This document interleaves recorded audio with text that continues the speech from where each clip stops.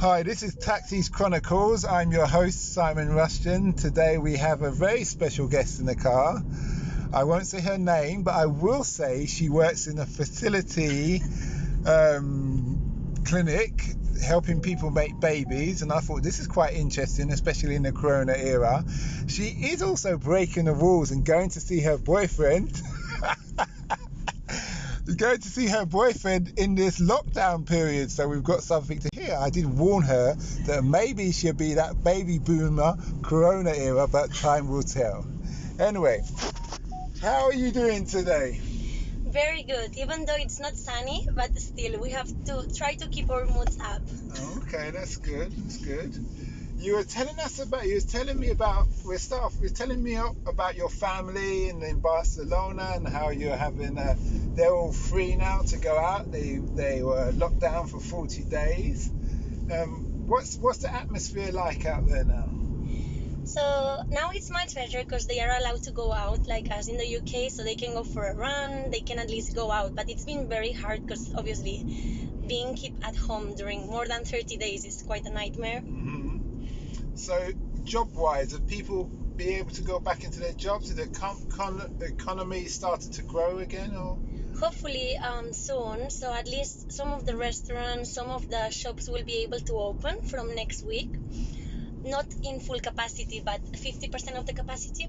Oh, so more or less. No nightclubs? No, not So at the moment. No nightclubs, no bars? Bars, yes. Bars, yes. But they cannot open like full capacity. They have to have 30% of capacity, I guess.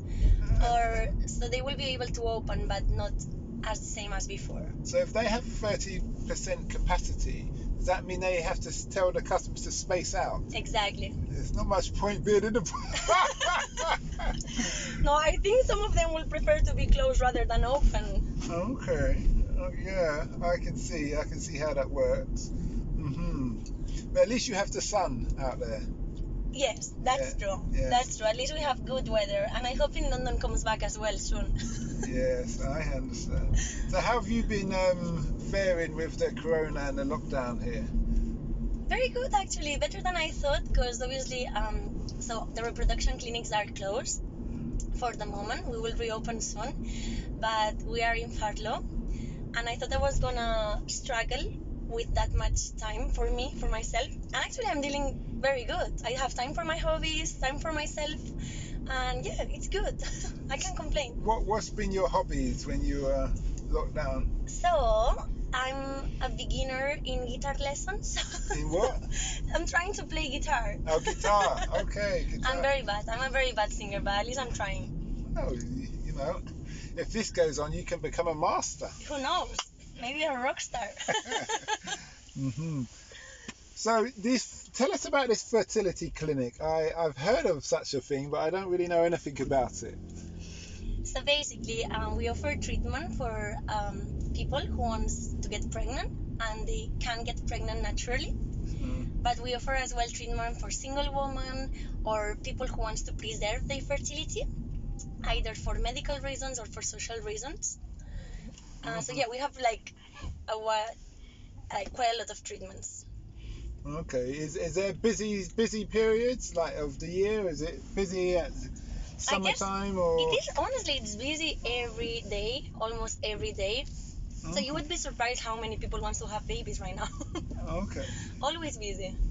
I know this may seem a bit of an absurd question. Is it more women who go in there, or is it lots of? I'm not sure. I don't really understand the industry, so that's probably why I'm asking a question that doesn't make sense. Is it all women who go in there? No, we have as well male couples. So we have heterosexual couples. Yeah. Then we have single women. Then we have homosexual couples, both male or both female. So what do they go in there for then? So for have a baby as well, because how can they have a baby if it's two men? They will use donor eggs, their sperm, and then a surrogate. So a person who will carry the baby for them. Really? Yeah. And somebody agrees to that? Yeah. You'd be surprised. You need to that person who does that kind of thing. There's some screw loose there. Hey, I don't know why you want to do that kind of thing. Okay. No, well, it's a nice thing, and sometimes it's like, well, women that already had a baby. So I don't know. I guess that there's women that like to be pregnant as well. Really? I don't know, because I haven't been pregnant myself. You haven't been pregnant? But I don't think I would like it, so. You don't think you like it? Okay. It must be so painful. Oh, well, I don't know. So it's a big business then? It is a business, yeah. It's a big business, Yeah. okay, lots of money. Have you worked in that industry for a long time? Yeah, more than 5 years. Oh, And in okay. other countries as well, but it's very similar, like around Yeah. Europe at least. The human body is a human body, isn't it? Exactly. Have you seen that film where they have the man's a father to, what's it? That they do a mistake. Yeah, and he's a father to all the children. I forgot the film. I think there's different films, but yeah, that doesn't happen in real life. No, but isn't, yes, that's what I was going to ask you. Is it the same thing like where men go and just sorry, they can't see what I'm doing. When they kind of jerk themselves off in the room, they sperm donor. Yes. Is it like that? Men do there. They go and sperm donor. Yeah. What's the criteria, just for the listeners? Oh what's my the criteria to be a sperm donor? Where I work, we don't have, so we take donors from other clinics, but there are clinics that are only specialized in recruiting donors. But the criteria is very strict. So actually you have to be very healthy, no smoking, no alcohol, and then as well they look into the chromosomes, so any genetic conditions or anything like this. And then as well, it's not that easy to become a sperm donor because it's a commitment. So you cannot just go there and have a masturbation. So why is it a commitment? Once you've done the job and given a sperm. So let's say like you fit all the criteria to become a sperm donor, then it's a commitment. So you will have to donate more than once. Why? Because if the sperm is good, we want it. We want more than one, so we can give it to more than one patient. If you said no, I'm not coming back, would they sue you? No, they won't. Sue you, say, come here, get your cock out. Give us that now pound of sperm. Oh dear, no, we wouldn't do that. But okay, that's interesting. But yeah. And do you get so how much these men get paid to donate sperm? So I'm not sure here in England. Not much. I would say something between 30 and 40. So it's not a lot. So every time you come, you get paid 30 or 40 pounds. Yeah. I think it's not worth it, maybe. There's a lot of young boys who might get into this business. A lot of young teenagers who say, yes, I'm fit. I'm agile, 30 quid. Don't worry about pocket money anymore, Dad. Exactly, it's easy money, but it's not that much. And what about the instance where the child may want to know who their dad is? That's the other thing. So in the UK, because in Spain it's anonymous, but in the UK, I think that's when lots of people actually don't want to do it anymore, because when the child turns 18 years old, they can contact you. So you don't have any legal responsibilities, but the child can contact you to know who you are. But let's say if they ask you for money, you are not in charge of that child. So you are not obliged to give them money because you don't have any legal responsibility towards Does that happen though? Do children, you've been in this business a long time, do people grow up and say, I want to know who my dad is, and go and find out? To be honest, I don't know. I'm sure it happens, but I don't know. Actually, that's something it would be good looking into. Yeah. But I'm sure it has happened. Okay. I guess it depends, because you know what happens sometimes? The couple, they will use donor sperm or donor eggs, but they will never tell the child. Oh. So the child will never know. But then it may come out one day. Yeah. Well, I had a friend, and he had a girlfriend or a friend. She's from Thailand or Filipino or something like that. And the mum, his friend, who was a female, and her mum used to argue all the time.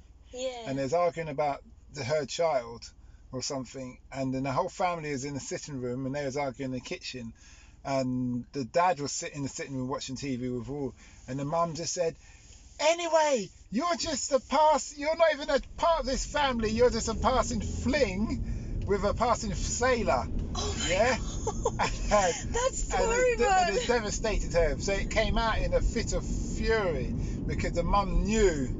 So I can imagine at times if the child's not working out, because probably just throwing it out there, like a bit of a sweeping statement, the people who probably go for this kind of thing and probably want a perfect family. Yeah. And you can't get a perfect family in reality. No, not even if natural. Conceived naturally. Yeah, so if it's not going their way, they may say some malicious things at one time, and then... That's true. I'm not a fan of this. I believe in traditional methods. I believe if you can't get it up, then you weren't meant to get it up, or you need to learn to exercise and purify your body and all the other things. I'm a big fan of that.